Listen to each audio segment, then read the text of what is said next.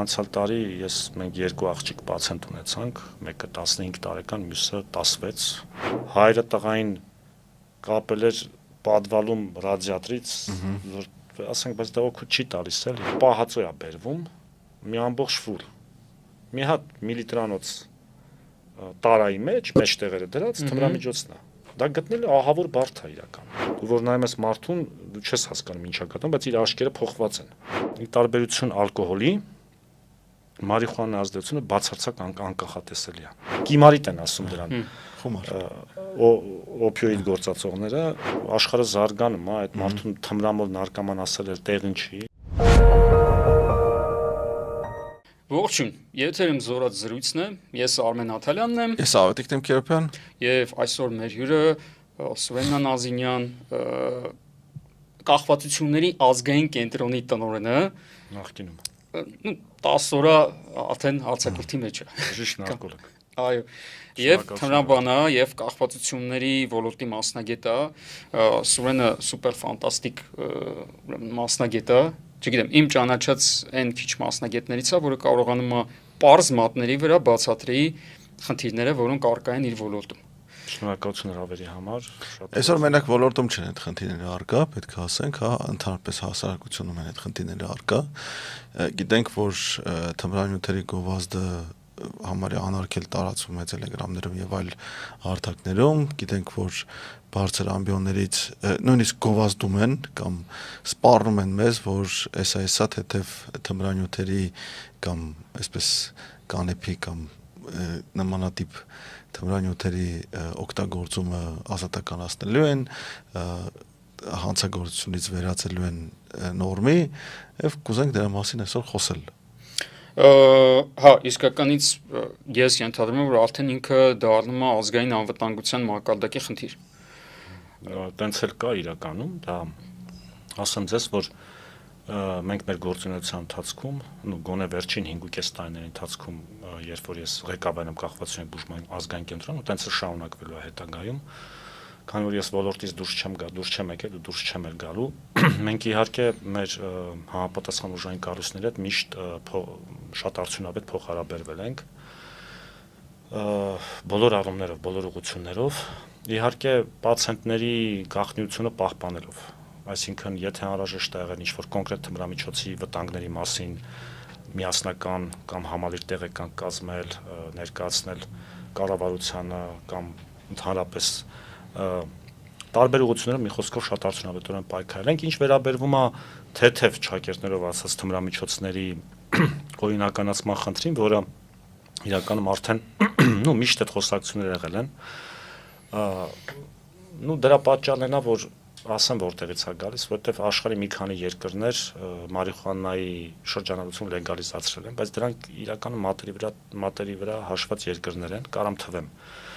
Առաջինը դա իհարկե Նիդերլանդներն է, բայց որտեղ կոնկրետ մարիխուանայի գործածումը օրինական է կոնկրետ որոշակի վայրերում, որտեղ նախատեսված է դա գործածել, ասենք փողոցում չես կարող էլի ծխելով գնաս։ Հետո Կանադայում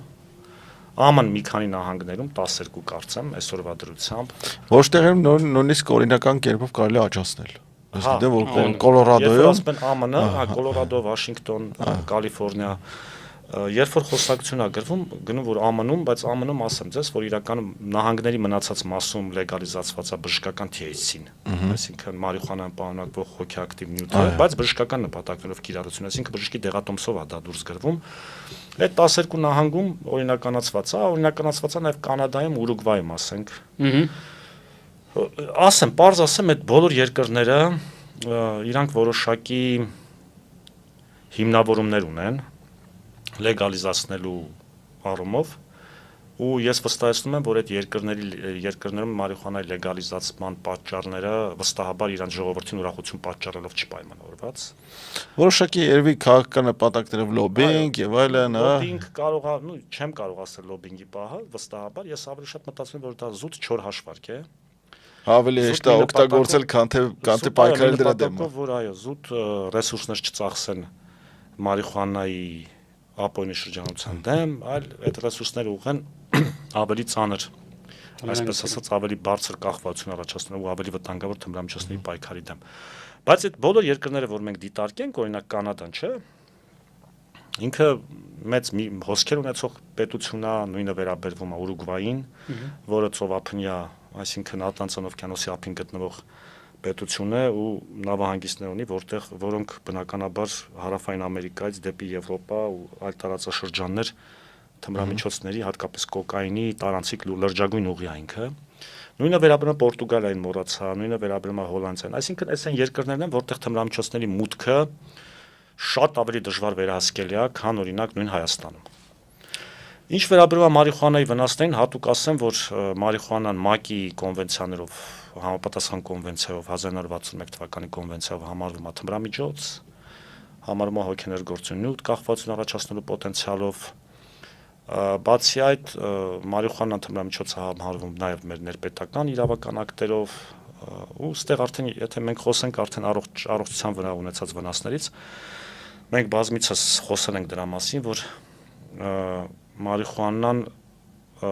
մարիխուանայի ազդեցությունը շատ անկանխատեսելի է։ Անվնաս չի ամեն դեպքում, բացարձակ Ինչպես փորձում են ներկայացնել, որ մի անգամ քաշեցիր դրանով ավարտվեց, անվնաս չի, կախվածություն էլ առաջացնում է։ Այո, ավելին ասեմ, մեկ անգամյա գործածումը անգամ կարաբերի կարող է բերել միանավակ գործածումը փսիխոցիկ խանգարման առաջացման։ Ընդհանրապես, երբ որ մենք մարիխուանա ազդեցությունից խոսում ենք, վստահաբար մարիխուանա գործածող անձինք կհամաձայնվեն իմ հետ, որ մարիխուանա առաջացած ազդեցությունը կարելի ասել նախապսիխոզ է կամ կարճատև փսիխոցիկ խանգարում, օրինակ նույն ժամանակի նկատմամբ ապակողնորոշումը, որ մարիխուանա գործածությունից անմիջապես հետո առաջանում է կամ որոշակի կարգին հատման մեջ էր, չէ՞, որ քաշում է, ասում է գիտակցության headline-ում կոչված է, չէ՞։ Նստած ես, ասում է դու սարի դու ստապ է։ Գիտակցության headline-ում կոչված է, այսպես լեգենդները, որ պատտվում են։ Չէ, միանշանակ ինքը բացի այդ օրինակ նույն վախը, որ շատ արագ կարա դառնա, ասենք, հետապնդման զառանցանք։ Ու մենք տեսել ենք, որ մարիխուանա օգտագործող մարդկանց մոտ օրինակ ծափես ուժեղ տալիս, sense բան ուժեղ ձայն են լսում։ Բնական է, որ ինքը վնասակար է, ու սրան հավելեմ, որ ինքը նաև ունի կախվածություն առաջացնելու պոտենցիալ, մենք ունեցել ենք պացիենտներ THC-ից կախվածություններով։ Ու տեսել ենք։ Ու ստեղ շատ ավելի կարևոր մի հատ կարևոր հանգամանք կա, որ լեգալիզացիայի դեպքում ընդհանրապես դեռահասների օրգանիզմի վրա ինքը ուղղակի ունենում է անդառնալի հետևանքներ, հատկապես կենտրոնական նյարդային համակարգի վրա։ Առաջինը դա, այսինքն նոր զարգացող, այսպես ասած, կենտրոնական նյարդային համակարգի վրա ինքը ուղղակի անդառնալի փոփոխություն է առաջացնում, քանի որ մի քիչ sense էլի բժշկագիտորեն ես խորանամ, մարիխուանայի ընկալիչները, THC ընկալիչները, որոնց վրա ինքը ազդում է, տեղակայված են CB1 ընկալիչները, երկու տեսակի ընկալիչներ կան, CB1 եւ CB2, կանաբինոիդային 1 եւ կանաբինոիդային 2 ընկալիչներ։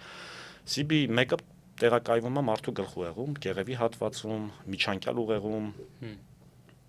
նշաձև կորիսկա այդտեղ ուղեղիկում։ Դուք պատկերացրեք, որ ինքը թիրախորեն ազդում է այդ հատվածների վրա։ Ու ես կարող եմ նաև փաստել համաեվրոպական հետազոտություններ իրականացվել, հիմա թիվը չեմ հիշում կոնկրետ, բայց գլխուղեղի MRT էին արել, մագնիսառեսոնանսային տոմոգրաֆիա էին իրականացրել 700-ից ավել երեխան դեռահասների շրջանում, մի հատ 15 տարեկանում, չէ, մի հատ 15 տարեկան, մի հատ էլ կարծեմ 5 տարի հետո կամ 14-5 տարի հետո։ Ու 5 տարվա կտրվածքով ընդ որում 50-50 հարաբերակցությամբ գրեթե աղջիկներ եւ տղաներ 700-ից ավել ընտրանք էին ձևավորել ու 5 տարվա, այսինքն այդ մարիխուանա գործածող երեխաների շրջանում ու պարզվել էր, որ 5 տարի անց այդ երեխաների գլխուղեղում իրականում լրջագույն փոփոխություն են տեղ ունենում ախտաբանական, որոնք կարող է փսիխոզի չհանգեցնեն, բայց դրանք առաջացնում են հմտությունների, սովորելու հետ կապված խնդիրներ, նաև կարող փսիխոզ կոգնիտիվ խանգարումներ, այո, միանշանակ կոգնիտիվ ֆունկցիայի խանգարումներ, ուղեղի հետ կապված խնդիրներ, միջանկյալ ուղեղը ինքը պատասխան։ Դանդաղ են դառնում, դանդաղ հասկացող, դանդաղ մտածող։ Այո, իհարկե, միանշանակ է դա անընկալունակ, առաջին հերթին անընկալունակ, այսինքն նոր գիտելիք յուրացնել, նոր փորձառություն ձեռք բերել։ Դա մինիմում, նվազագույնը դա։ Այդ խոսքը մենակ էլ է դեռ կոգնիտիվի մասին, իսկ այն ինչ որ գնում է արդեն մնացած համակարգերի, օրգան համակարգերի վրա ախտաբանական ներգործությունը, դա արդեն ուրիշ է։ Դա կարևորը սա էր, դրա համար ասացի, հաջորդ օրինակը, էլի հետազոտական Կանադայում էր դա արվել, ուրեմն մահվան ելքով ավտովթարների դեպքում, որ մարդ օրգազմի կենսամիջավայրում հայտնաբերված առաջին նյութը դա ալկոհոլն էր եղել, երկրորդը հենց տետրահիդրոկանաբինոլը, մարիխուանան։ Ուզում եմ ասել, որ ինքը իհարկե նաև այս առումով շատ վտանգավոր, այնտեղ բազմաթիվ հետևություններ կան մարիխուանայի մասին։ Ինքը ռեֆլեքսների վրա չի ազդում, այնքան որ հանգստացնում է եւ այլ, ի տարբերություն ալկոհոլի, չէ՞, միշտ ընդունված է համարել, որ ալկոհոլը ագրեսիվացնում է, իսկ կանեփը հակառակը հանդարտացնում է եւ այլ, այդքան էլ այդպես չի։ Դե ամեն նյութ իր ազդեցության մեխանիզմն ունի, իր ազդեցությունները տարբերվում են։ Ես ընդունում եմ, որ ալկոհոլը շատ ավելի ագրեսիվ, հավանական ալկոհոլ գործածած մարդը ավելի հավանական է, որ ագրեսիվ կլինի, բայց սենց հայեմատություններ անցկացնել ես կարծում եմ սխալ է։ Ես էլ կարող եմ ասել, որ ասում են թմրանի բանի, կանեփի տակ երբեք մարդուն չի սպանում։ Դե այդ գիտես ինչ։ Բայց ունեցա թաքնված գովազդն։ Ասում են այն բանը չի, օրինակ մետամֆետամինը չի, հա, մետամֆետամինը։ Դե դրա համար եմ ասում, հայեմատությունը իրականացնել սխալ է, այստեղ ես կարամ շատ մի հատ կարևոր բան ասել, ի տարբերություն, ես ալկոհոլը չեմ գովազդում, էլի չարիք է ալկոհոլը, մարդկության համար, բոլորի համար, նաև դեռահասների համար հիմա սկսել են չարաշահել։ Բայց ես շատ կարևոր բան ասեմ, որ ի տարբերություն ալկոհոլի, մարիխուանայի ազդեցությունը բացարձակ անկախատեսելի է։ Իսկ չգիտես ինչ կլինի։ Այո, չգիտես մարդը ինչ վարքագիծ կդրսևորի։ Իսկ ինչ խանգարում կդրսևորվի։ Այո։ Այդ խանգարումը կարող լինի հենց այդ հետապնդման դզարանցանքը, խանգարումը կարող լինի խոճապ, հանկարծակի խանգարումը կարող լինի տարատեսակ։ Դու չգիտես, ասենք որտեղ կխփի։ Որ թաքնված խանգարումը ի հայտ կգա մի անգամից։ Գումարած դրան, ես որպես լրագրող շփվել եմ շատ թմրանյութ օգտագործողների հետ տարբեր տարիների տեսանյութեր են պատրաստել ու միշտ կյանքի բանն է այդ ճանապարհային քարտեզն է ուզում հասկանալ այս կետին հասնելու միշտ բոլորը ասում են որ դե սկսել ենք կանեփից հիմա օրինակ չգիտեմ մորֆ եմ անում հիմա բան եմ անում սուբոտեքս եմ անում հիմա էս եմ անում հիմա այն եմ անում բայց բոլորի սկիզբը միշտ եղել է կանեփը մեկնարկային թմրամիջոց ենք հանդիսանում Հա, այսինքն ոչ մեկ չի վերցնում միանգամից գերային անում, էլի։ Այդ խնդիրն էլ կա։ Կարող է ինչ-որ մեկը սկզբից գերային լինի, բայց հարցը այն է, որ օրինակ հիմա տես այս խոսակցությունը, այս անընդհատ թաքնված գովազդը, որ տեսեք համեմատաբար անվնաս, ագրեսիա չի առաջացնում, կախվածություն չի առաջացնում, ընդ որում շատ վաղուց տարածված էր այդ կարծիքը, որ կանեփը կախվածություն չի առաջացնում, մարիխուանան, ասենք կարելի է մի անգամ քաշել ու թողնել առանց որևէ բանի, բայց այս երկարատև հետազոտությունները ցույց են տվել արդեն ու շատ լավ ասվեց այն բանի մասին, որ այստեղ խոսքը պետք է երկարաժամկետի մեջ նայես, տեսնես թե ընդհանրապես ինչ տևական ազդեցություն կարող է դա ունենալ եւ մեկ անգամի օգտագործումը եւ տևական օգտագործումը ու բարձր դարձել մի բան, որ այն ցանկացած բան, որը որ տևական օգտագործում ես, անվտանգ անհետևանք չի անցնում, հա։ Իհարկե ճարպոտ ուտելիքն էլ, կանեփն էլ, մնացած ամեն ինչն էլ, հա, եւ նաեւ ալկոհոլն էլ։ Բայց ամենակարևորը հետեւյալն է, որ այսօր թաքնված գովազդ են անում, այս օրինականացման խոսակցությունը, որ տեսեք, հեսա շուտով դա դառնալու է օրինական, հանգիստ կարող եք օգտագործել, ոչ մի վտանգ վնաս կամ բան չկա, պատիժ, պատժի սպառնալիք չկա եւ այլն։ Բայց ինչ են անում դրանով։ Հենց թիրախավորում են մեր հասարակությունը եւ ամենաառաջին հասարակության ամենախոցելի հատվածը դեռահասներին։ Հա որոնց մոտ դեռ այդ գիտակցության հասունություն չկա, որպեսի դիմադրի այդ գայթակղությանը։ Բայց կարծում եմ դիմադրի այդ վատ վնասակար ազդեցությանը։ Բայց կարծում եմ հիմա ավելի լուրջ մարտահրավեր է մեզ համար այս նոր սինթետիկ թմրանյութերը, մետամֆետամինը, այդ տելեգրամյան ալիքները, որովհետև իմ մոտ նենց տպավորությունն է, որ մարդիկ համակերպվել են, որ այդ դրատեն պայքարել հնարավոր չի։ Հա, ասենք ես մեր շուքամուտքում տարի 12-ից այդ վեճն է գնում, որ այս ինչն են ջարդը, այդ կլադերը որ դնում են, հա, ու գալիս ես տեսնում ես բանը բաց է, այդ հաշվիչների տուփը ուսոնց ջարջրթած վիճակ է, ասում են, հա դե գիշերը մեկ եկել է, բան արել, բզբզացել է, որ գտնի։ Հա, ու կողքից էլ լսում ես, որ հիմա բոլոր շքամուտքերում այդ վիճակն է, գալիս են, պոկում են, ջարդում են, որտեղ չեն գտնում։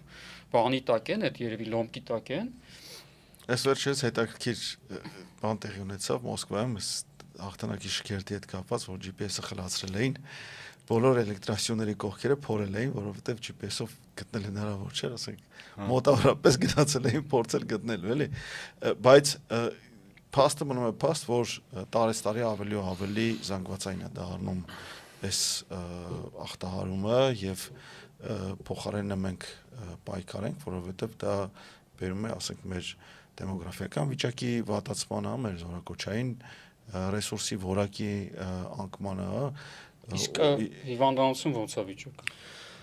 Դե իհարկե դիմելությունը վերջին իհարկե մի 7-8 տարիներին տեսանել էր, որ այդ նախ իրավիճակը փոխվեց, ասեմ ձեզ 10 թմրամիջով, որտեվ նախկինում խորհրդային շրջանից մեր երկրում երկու խումբ էր տարածված թմրամիջոց, ոնց որ խորհրդային միության մնացած բոլոր երկրներում,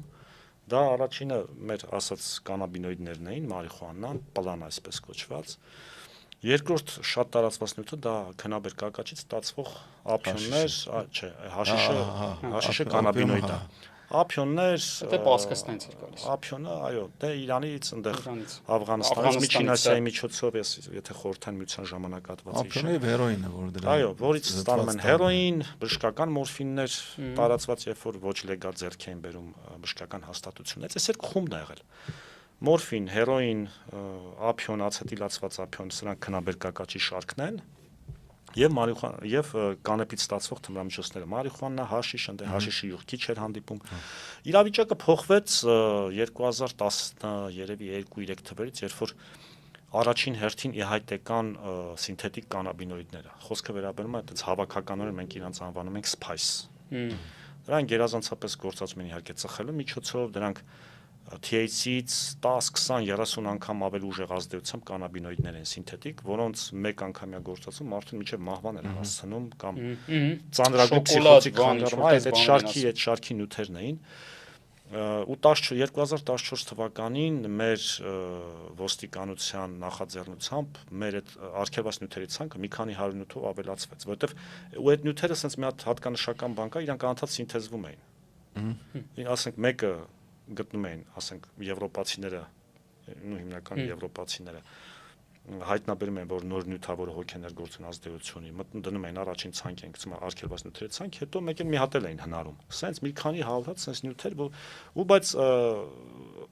ի պատիվ նաև իրավապահների մեր, հետո երևի հասարակությունը սկսեց վախենալ այդ նյութերից, որտեղ սենց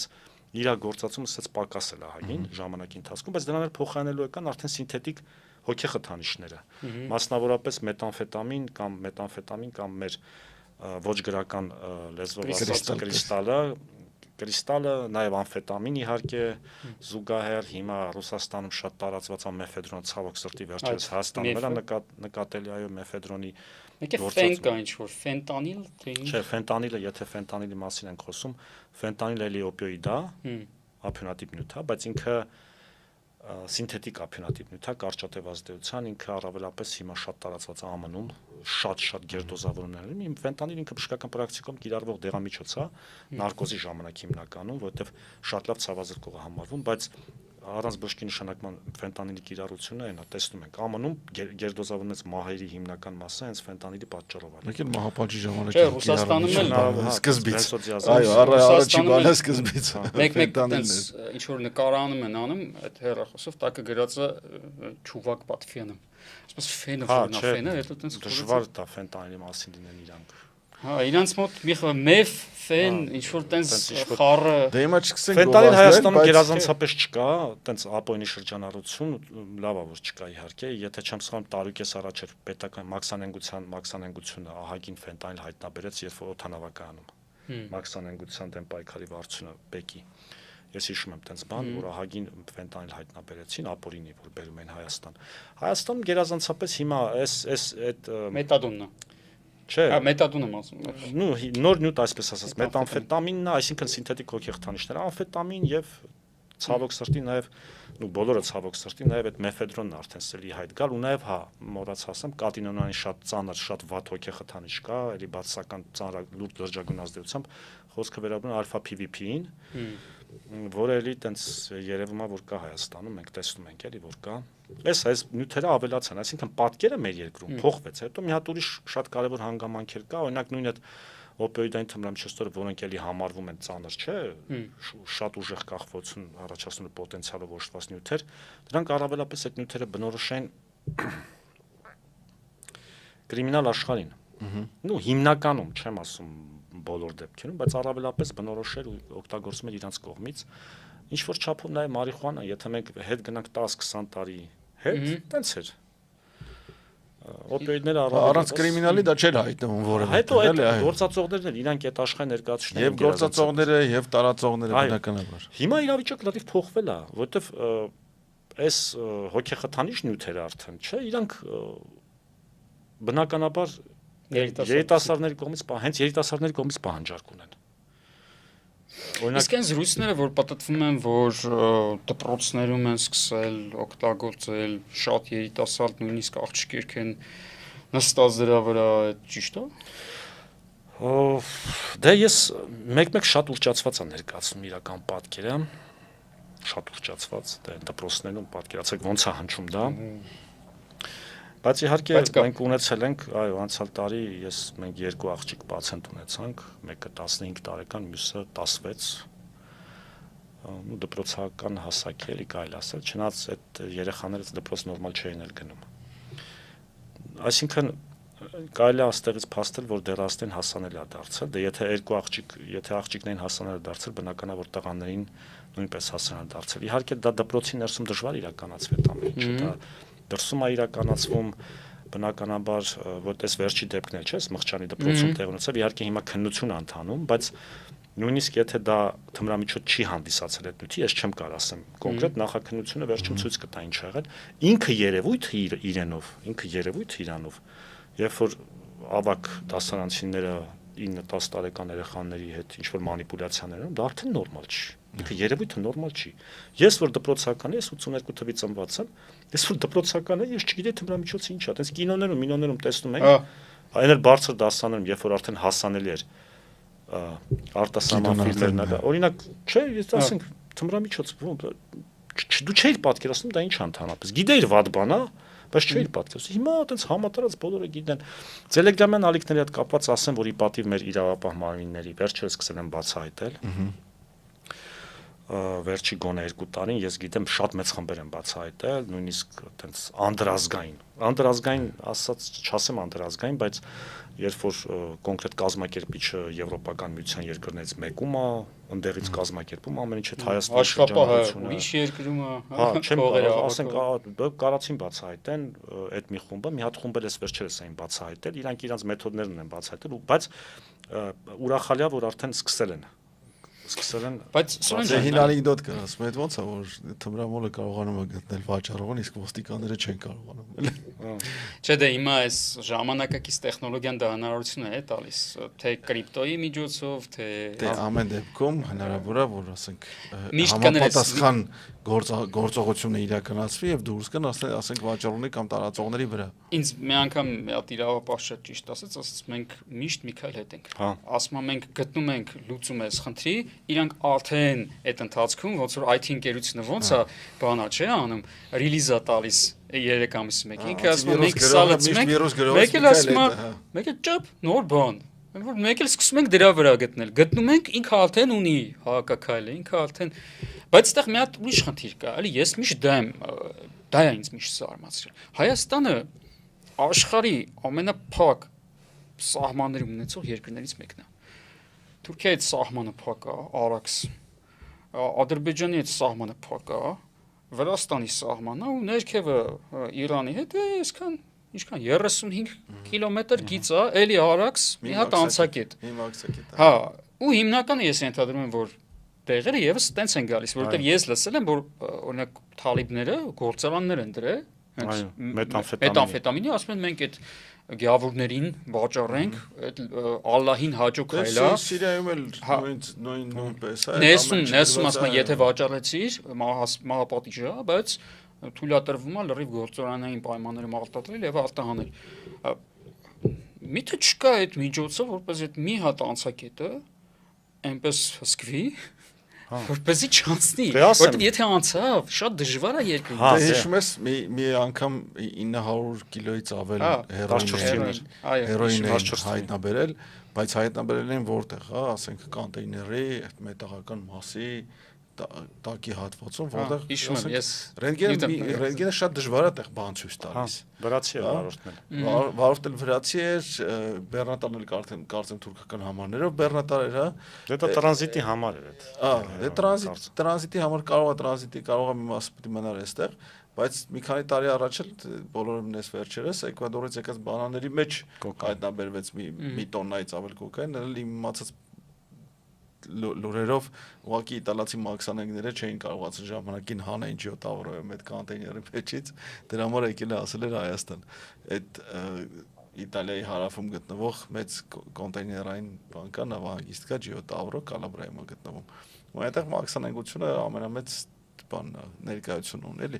Բայց ամեն դեպքում հարցը հետևյալն է, որ մենք նույնիսկ այսքան փոքր երկիր լինելով հանդերձ, հա, նույնիսկ ունենալով տեսականորեն շատ փոքր սպառում, միևնույնն է, ունենք այդ խնդիրը, ինչ ցույց է տալիս մի բան, հա, որ կա համաշխարհային տենդենս, ասենք այս նարկոտիկները սպառումը ավելացնել, հա, եւ չի բացառում, որ դա բերի հասարակության եւ ընդհանրապես պետությունների ընդհանրապես դեգրադացիայի։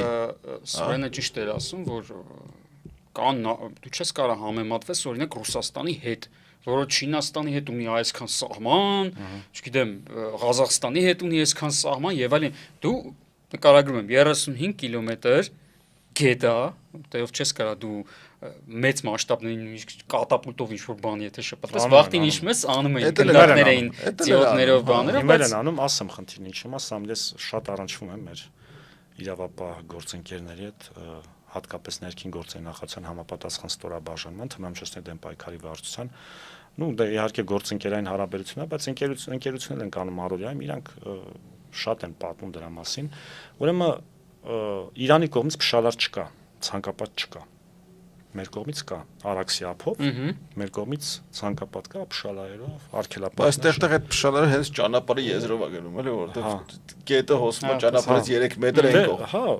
այնտեղից այն կողմից չկա որևէ ցանկապատ։ Եվ շատ հեշտ է, իհարկե 35 կիլոմետր մենք ասում ենք, բայց 35 կիլոմետրը քիչ տարած չի։ Որ նայես այդ 35 կիլոմետրը պաշտպանելը, չէ, ամբողջ այդ գետի երկայնքով։ Հետո sense մի բան կասենք, պարտադիր չի բոլոր թմրամիջոցները հասցեատերին հասնեն։ Ընդեղից այդ թմրամիջոցը մատակար ու ինքը սովորաբար մնում անհայտ ինչ-որ մեկը, մի հատ ինչ-որ գյուղացի օրինակ, մեկը, որ տենց այդ հատվածներում է բնակվում։ Պրոստը տեղասրել են, տեղ շպրտել է կամ բերել դրել են, չգիտեմ։ Բայց ես համաձայն եմ իհարկե այդ մեծ հոսքի մեջ, երբ որ այդքան ֆուրեր են, չէ, անցնում, ասենք,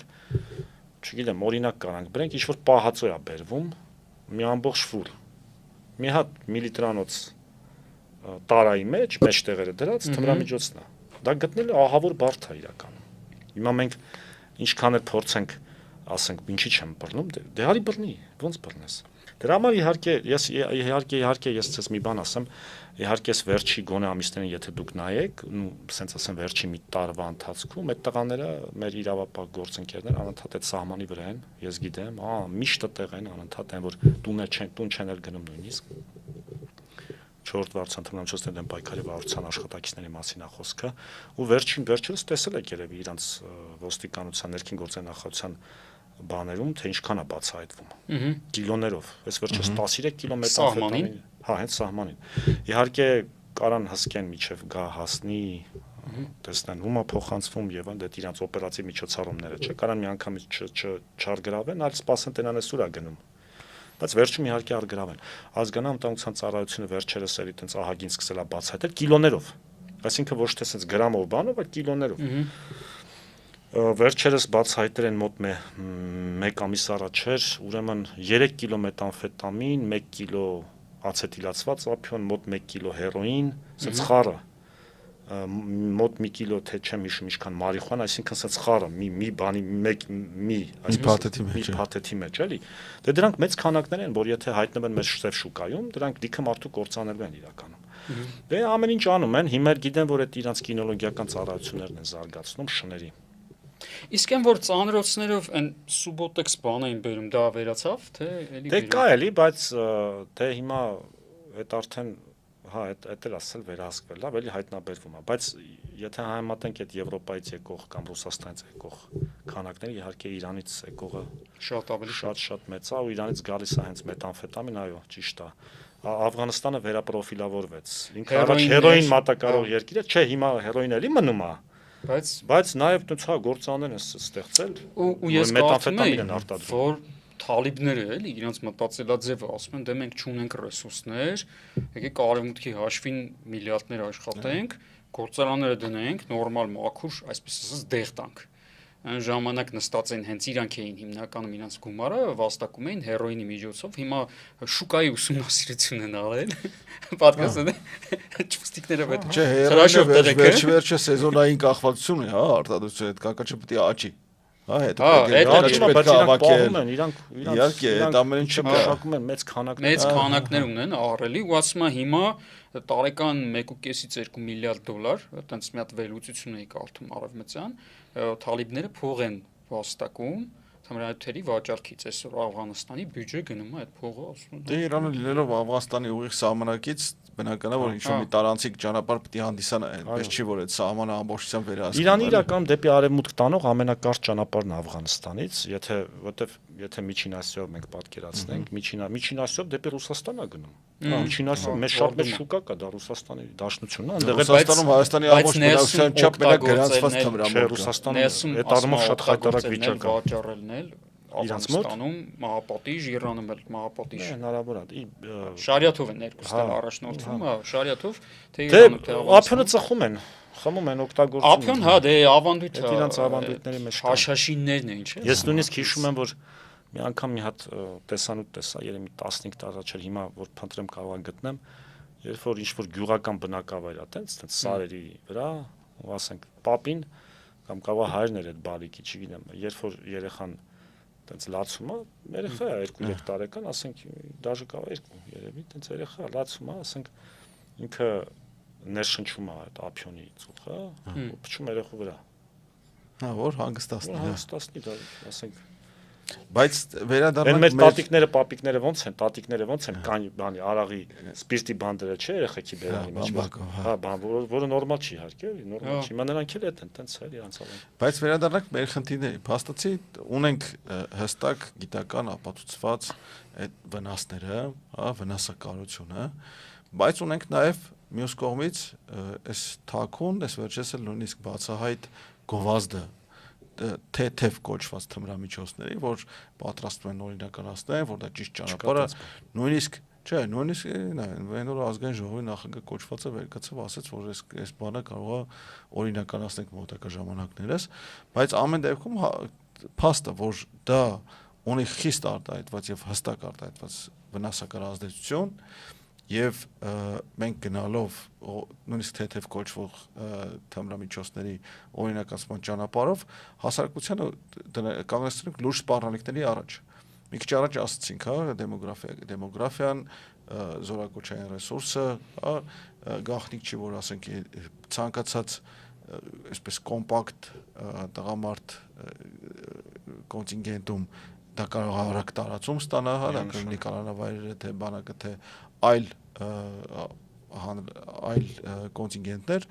դրա դեմ պետք է առնել։ Իդեպ կներես, ես լսել էի, որ բանակը հիմա սկսել է ուշադրություն դարձնել դրան, այսինքն ուղարկում են ստուգման։ Չեն ուղարկում, իրանք են իրականացնում իրանց մոտ։ Հա, այսինքն զորակոչի ժամանակ իրանց մոտ իրականացնում են հետազոտություններ։ Ուժային կառույցները սկսել են շատ մեծ ուշադրություն դարձնել, ասենք օրինակ ներքին գործերի նախարարության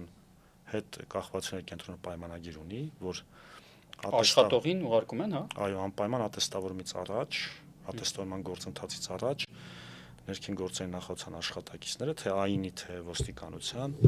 գալիս են պարտադիր, գնում են պարտադիր կախվածությունների կենտրոն, հիմա գալիս են, չէ, արդեն գնում են կախվածությունների բուժման ազգային կենտրոն, որտեղ հետազոտվում են թմրամիջոցների նկատմամբ ու ասեմ հայտնաբերումներ եղան իհարկե ու այդ մարդկանց շատ լավ է իհարկե շատ ողջունելի է որ միանգամից անմիջապես համակարգից հեռացնում են բացի որ հաշվառվում են միանգամից հեռացվում են բանը պաշտպանության նախարարություն գիտեմ որ արվում է դա ես իհարկե մանրամասնությունից ծանոթ չեմ դե փակ մնացած ուժային կառույցներում նույն ընթացքի մեջ է ուզում են էլի սկսեն տենց իրականացնել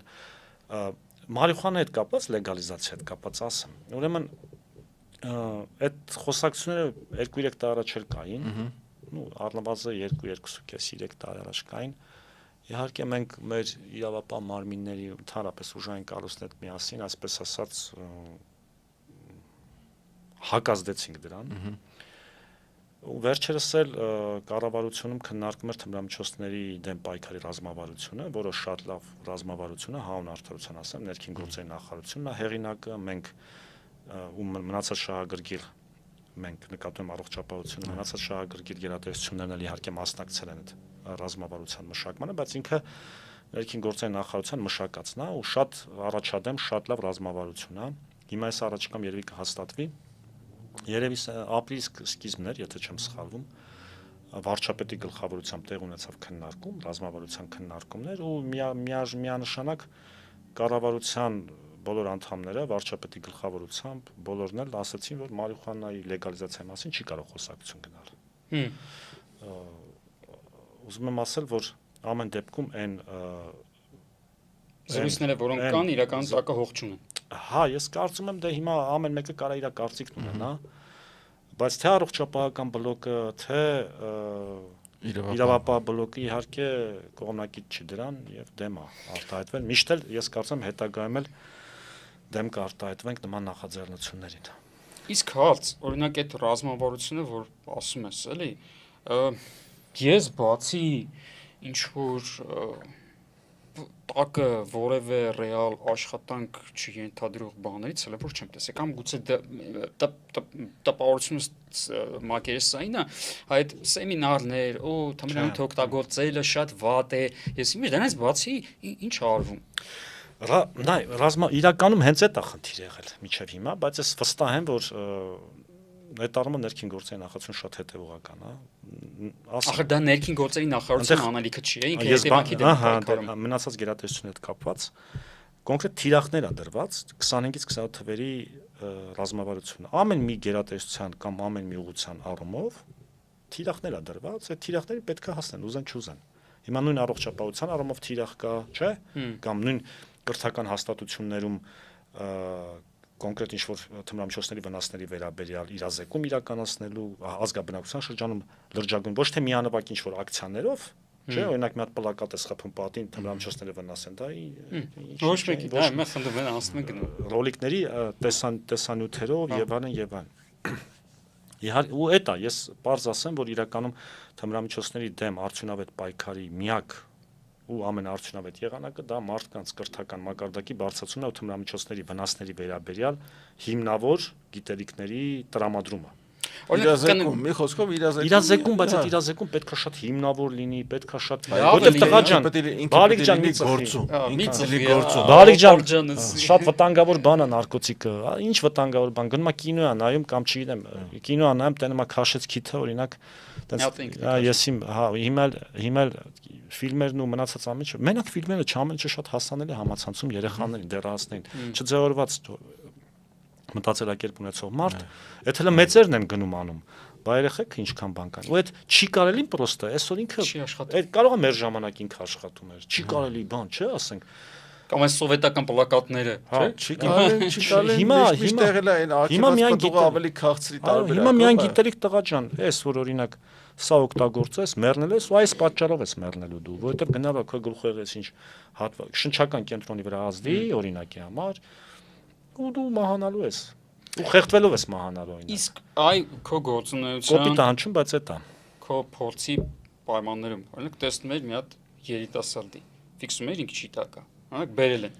Հա, մեր կենտրոն, հա իհարկե դա վիզուալ քո աշխատանքային փորձը բերում է նրան, որ մենակ ես չէ դա մեր կենտրոնի կախվածությունների կենտրոնի բժիշկները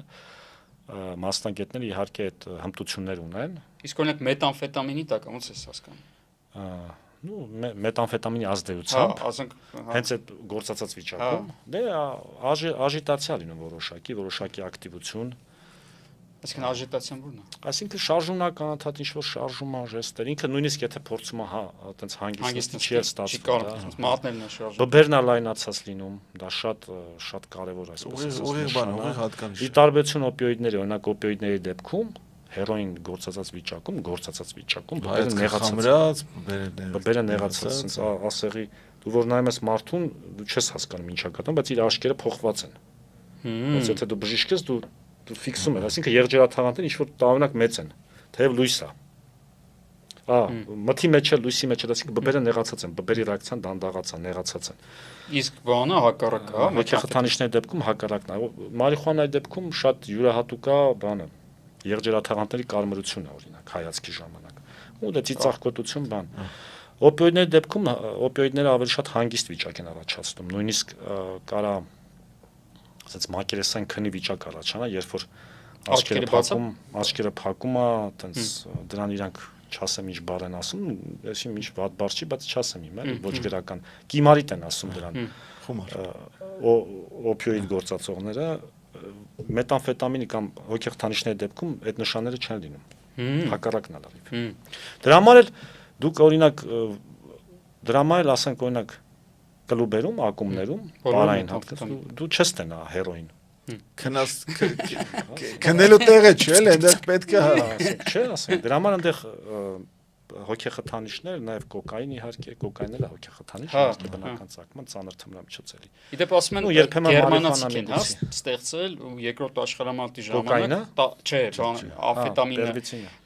տանկիստները օրերով տենց քշում էին, ասում են տենց բանը, այսինքն աշկերը ոցից, տենց օգտագործվել են։ Նույն բայց հետո ասում են բանը, հա, օրերով քնում է այդ մարդը։ Դե հետո երբ որ ինքը ազդեցություն կենսական ռեսուրսներ որ սպառվեց օրգանիզմի, օրինակ ես երբ որ շատ յուրահատուկ մի հատ բան եմ նկատել, երբ որ ես ինքս էլ երբեմն ժամանցի վարել, ու հիմա չէ, բայց նախկինում երբեմն գնում էի։ Ուրեմն դու տենում ես ու մասնագետի հայացքով սկսում է ռենտգեն անել տակ, գերայինի տակը։ Շատ ակտիվ պարողներ ես տեսնում, հաճախ, որոնք ալկոհոլ չեն գործածում։ Հիմա նայեք, երբ որ քեֆ է, ուրախություն է, ինչ-որ միջոցառում է, պարային ինչ-որ վայր է, մենք սովորություն ենք, որ տեսնենք, որ տվյալ անձը ալկոհոլ է գործածում զուգահեռ։ Չէ, իր սեղանին, բայց դու տենում ես, որ այդ մարդը ինչ-որ ձեռը ջրի շիշ է, մաքուր ջրի շիշ։ Բայց պարմանենց ոնց որ մի շիշ հենց նոր արագ։ Դա ինչի համար է իրականում։ Այդ ջուրը դրա համար է, որ ինքը օրգանիզմը ջրազրկվում է այդ ակտիվությունից ու ինքը ջրի պահանջ է ունենում։ Ու այդ սիտուացիայում ալկոհոլ պետք չի, եթե ինքը այտենց հաճախ երբեմն նույնիսկ տարօրինակ ինչ-որ շարժումներով, ինչ-որ ոչ սինխրոն շարժումներով ապարող մարդը, որի ձեռքը ջուր է։ Այսինքն կարանք ասենք, որ այս վերջին իրավապահների ներխուժումները այդ ակումբներ տեղին էին։ Այն որ ասում էին, հիշում ես աղմուկեր բարձրացել, որ ես չեմ կարող ասել չէ, դե հայտնաբերում ուժի կիրառման հետ կապված չէ, ուժի կիրառմանի հարցը չէ։ Բայց իհարկե դա արդարացված էր միանշանակ 2 տարի առաջ։ Հա, որտեվ մի շարք տենց ակումբներ մտան փակեցին։ Իրականում այդ ուժի պահը ես էլի կրկնեմ, չեմ կարող։ Չէ, հարցը ուժի չի։ Ուժը ես դատապարտում եմ, բայց երբ որ գնում ես արդեն սպառման վայրում, հա, նշանակում է դու կռիվը պարտվել ես։ Հա, դե դրա համար հիմա այդ տեսեք ասում։ Սպառման վայրը այդ պատկերացա մի մատակարար եւ 1000 սպառող, հա։ Դու գնում ես այդ 1000-ից դրա համար հիմա սահման են աշխատում, էլի։ Դու գնում ես այդ 1000-ից մեկին։ Հա։ Այդ հələ էլի 999-ը պետք է գնաս։ Այս այն դեպքը չի, որ դու սպառողին բռնեցիր, ինքը այսպես ասած սպառողը զոհ է, վաճառողին ինքը չի տեսնում վաճառողին։ Իրականում այո, սպառողը զոհ է, շղթայի ամենա ոնց որ խոցված արդեն հենց զոհն է սպառողը։ Բայց այդ հանցաշղթան պետք է կոտրել հնարավորինս այդ ու ինքը չի տեսնում աղբյուրին ավելի մոտ վաճառողին ինքը չի տեսնում դե հիմա ներքին գործերի նախարարությունն ազգային անվտանգության ծառայությունն Մաքս Հանենգությունն էլ ում հետ ես իմ աշխատանքիմ նաև քննչական կոմիտեն իրանց հիմնական այսպես ասած ուշադրությունը չէ հիմնական չէ ստեղել են ուշադրիչ բայց իհարկե հիմնական ուշադրությունը սահմանն է ու սահմանից չթույլատրելը որ անցնեն ու շատ բռնում են, եթե ես հիմա չգիտեմ դուք տեսել եք թե չէ, շատ կիլոներով, տասնյակ կիլոներով, ասենք, զարմանում էլ ես այդքան։ Բայց այդ շատ մեծ բան է իրական, այդ չգիտեմ 13 կիլո մետամֆետամինը կամ այս վերջի բռնած 3 կիլոն, որ ես նույնիսկ ֆոտոներով եմ, թե ֆոտոները կա դες։ այդ 3 կիլոն դուք պատկերացրեք քանի օք էր կործանելու մետամֆետամինը։ Մենակ մետամֆետամինը։ Իսկ այս, հա, դրա հետ միասին տես ուրիշ խոսակցություն էլ կա, հա, տեխնիկական կանեպը, որը որ տևական ժամանակ է տեխնիկական կանեպի խոսակցություն գնում, ընդ որում պետք է ասել, որ նույն տեխնիկական կանեպը ինքը շատ արժեքավոր մշակաբույս է։ Հա, որը բանջարից այդ պրոյեկտը։ Ձախը պրոյեկտ չէ, ինքը իրականում գյուղատնտեսական մեծ նշանակություն ունի, որտեղ էլի ինքը նախ բիո զանգվածը, որը որ կարող գեներացում, որը որ արտադրվում է սեզոնի ընթացքում, ավելին է, քան այլ մշակաբույսերը։ Ինքը լուրջ գյուղատնտեսական կուլտուրա դառնալու հնարավորություն ունի։ Իհարկե խոսակցություններ գնում նաև այդ սերմի սերմացուի վրա վերահսկողության։ Բայց վայրենանալու հարց չի, հա, 10 սերմից մեկը կարող է լինի ոչ տեխնիկական կանեպ, հա, եւ այստեղ հենց մշակաբույսերի հենց ցանքսատարակության եւ այլն ամեն ինչի վրա վերահսկողության լուրջ խնդիր կա, բայց մնացել ենք այն երևի 5 տարի կամ 7 տարի առաջվա խոսակցությունների մակարդակի ոչ միտեղ չի գնացել։ Այսօր չգիտեմ ինչ որ մեկի, որ տեխնիկական կանեպ պատճառելու լիցենզիա է ստացել։ Ես ասեմ, իրականում մի քանի բան կա ստեղծել, որտեղ ես այդ ամեն ինչից շատ լավ տեղեկացված եմ։ Նախ WHO առողջապահության համաշխարհային կազմակերպության ամեն ինչ սկսեց նրանից, որ ասեմ ձեզ, փաստաթղթային իմաստով, այսինքն ոնց է։ Առողջապահության համաշխարհային կազմակերպության գլխավոր քարտուղարը նամակ էր ուղղել ՄԱԿ-ի գլխավոր քարտուղարին, որպեսզի միջազգային վերահսկողությունից հանվեն մինչև 0.2% THC, ազդող նյութն է, դա հոգեակտիվ նյութն է, THC պահանջող կանեփաբույսը ընդհանրապես միջազգային վերահսկողությունից հանվի ու ես համաձայն եմ հիմա եթե այդ մարդը մշակայտ բույսը կարա պիտանի գյուղատնտեսություն, ես չեմ կարա գնահատեմ օրինակ Ծիրանի այգինա լավ տարբերակ խաղողի այգին թե տեխնիկական կանեպ թե տեխնիկական կանեպ ես դա չեմ կարա դրա գնահատական տամ որովհետև գյուղատնտես չեմ բայց կային ստեղից որ ես հիշում եմ մի մարդ էր եկել որը 2019 կամ 20 թիվներ որը ստե ինչ որ տարածքներ էր վերցրել ցանել հետո իրավապահները ուշ էին իմացել դրա մասին գնացել էին բռնել էին վառել էին հələ Կարեն Կարապետյանի վաղ ժամանակ էր այդ մի մարդ ես չգիտեմ իր օգուտները ես չեմ կարող ասեմ թե ինքը ինչքանով կարող օգուտ տա կարծեմ այդ մարդը 4 տեղ էր տա չեմ հիշում հիմա չեմ ուզում ես սխալված լինեմ բայց դա մի հատ շատ կարևոր հանգամանք կա որ այդ լիցենզիան որը ես բարձրաձայնել եմ իհարկե ժամանակին առողջապահության նախարարությունը որ այդ լիցենզիան կանեպ տեխնիկական կանեպ աճացնելու տրամադրում առողջապահության նախարարությունը դա ասենք անիմաստ բան է դառնում ասենք առողջապահության նախարարությունը ինչ կապ ունի գյուղատնտեսության հետ հա ու ես մնացած հարցերով ես հիմա ինքը եթե իհարկե դա տեխնիկական կանեպ հա դա ես ինչքան իշխան պետքա վերահսկվեր մեր իրավապահների կողմից այդ ամբողջ process-ը